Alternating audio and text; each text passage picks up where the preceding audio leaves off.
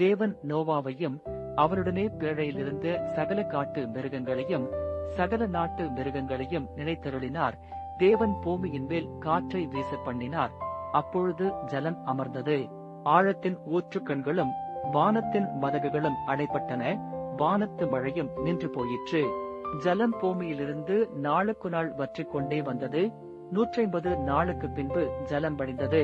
7ஆம் மாதம் 17ஆம் தேதியிலே பேழை அரராத் என்னும் மலைகளின் மேல் தங்கிற்று. 10ஆம் மாதம் மட்டும் ஜலம் வடிந்து கொண்டே வந்தது. 10ஆம் மாதம் முதல் தேதியிலே மலைச்சிகரங்கள் காணப்பட்டன. 40 நாள் சென்றபின் நோவாதான் பேழையில் செய்திருந்த ஜன்னலை திறந்து ஒரு காகத்தை வெளியே விட்டான்.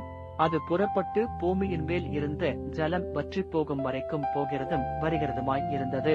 பின்பு பூமியின் மேல் ஜலம் குறைந்து போயிற்றோ என்று அறியும்படி ஒரு புறாவை தன்னிடத்திலிருந்து வெளியே விட்டான்.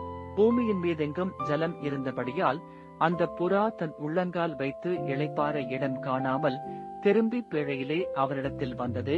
அவன் தன் கையை நீட்டி அதை பிடித்து தன்னிடமாக பேழைக்குள் சேர்த்துக் கொண்டான். பின்னும் 7 நாள் பொறுத்து மறுபடியும் புறாவை பேழையிலிருந்து வெளியே விட்டான். அந்த புறா சாயங்காலத்தில் அவனிடத்தில் வந்து சேர்ந்தது. இதோ அது கொத்திக் கொண்டு வந்த ஒரு ஒலிவ மரத்தின் இலை அதன் வாயில் இருந்தது. அதனாலே நோவா பூமியின் மேல் ஜலம் குறைந்து போயிற்று என்று அறிந்தான். பின்னும் 7 நாள் பொறுத்து அவன் புறாவை வெளியே விட்டான். அது அவனிடத்திற்கு திரும்பி வரவில்லை. அவனுக்கு 601 வயதாகும் வருஷத்தில் முதல் மாதம் முதல் தேதியிலே பூமியின் மேல் இருந்த ஜலம் வற்றி போயிற்று. நோவா பேழையின் மேல்தட்டை எடுத்து பார்த்தான்.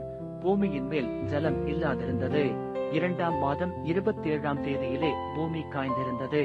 அப்பொழுது தேவன் நோவாவை நோக்கி, நீயும் உன்னோடே கூட உன் மனைவியும் உன் குமாரரும் உன் குமாரரின் மனைவிகளும் பேழையை விட்டு புறப்படுங்கள்.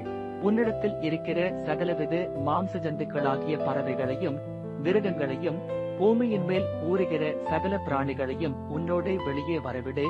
அவைகள் பூமியிலே திரளாய் வர்த்தித்து பூமியின் மேல் பலுகி பெருக கடவது என்றார். அப்பொழுது நோவாவும் அவன் குமாரரும் அவன் மனைவியும் அவன் குமாரரின் மனைவிகளும் புறப்பட்டு வந்தார்கள். பூமியின் மேல் நடமாடுகிற சகல மிருகங்களும் ஊறுகிற சகல பிராணிகளும் சகல பறவைகளும் ஜாதி ஜாதியாய் பேழையிலிருந்து புறப்பட்டு வந்தன.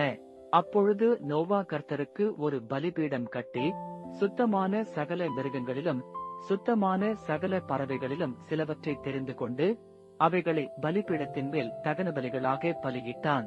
சுகந்த வாசனையை கர்த்தர் முகர்ந்தார். அப்பொழுது கர்த்தர், இனி நான் மனுஷன் நிமித்தம் பூமியை சபிப்பதில்லை. மனுஷனுடைய இருதயத்தின் நினைவுகள் அவன் சிறுவயது தொடங்கி பொல்லாததாயிருக்கிறது. நான் இப்பொழுது செய்தது போல இனி சகல ஜீவன்களையும் சங்கரிப்பதில்லை. பூமியுள்ள நாளளவும் விதைப்பும் அறுப்பும் சீதளமும் உஷ்ணமும் கோடை காலமும் மாரிகாலமும் பகலும் இரவும் ஒழிவதில்லை என்று தம்முடைய உள்ளத்தில் சொன்னார்.